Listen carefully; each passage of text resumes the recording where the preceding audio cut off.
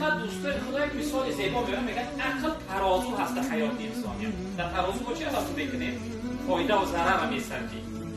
اگر کیلو کمی کنم میگم کم است، نمیگیرمش.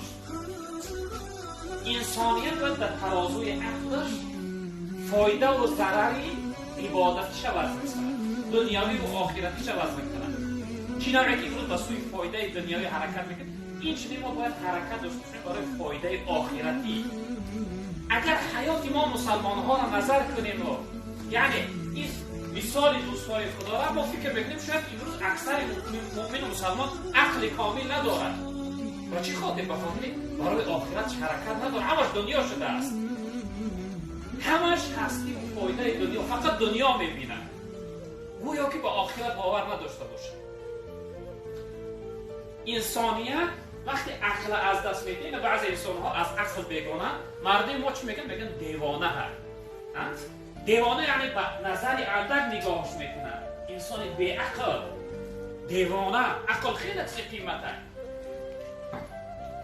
انسانیت خداوند با دیگر سکتر هست عبارت از عقل. عقلش باید کار بکنه. در چی کار بفرمه؟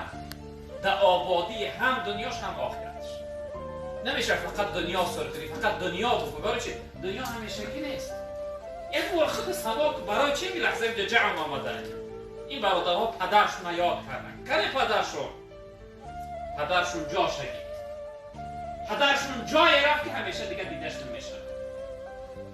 غیر از الله از حالتش دیگر کس خبردار نیست. یک روز دیگر من و شما هم میرویم برادر عزیز.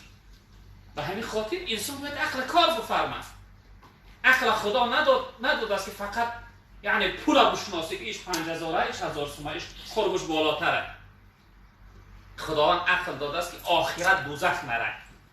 عقل داده است که امروز حرکت کن که آخرت در عذاب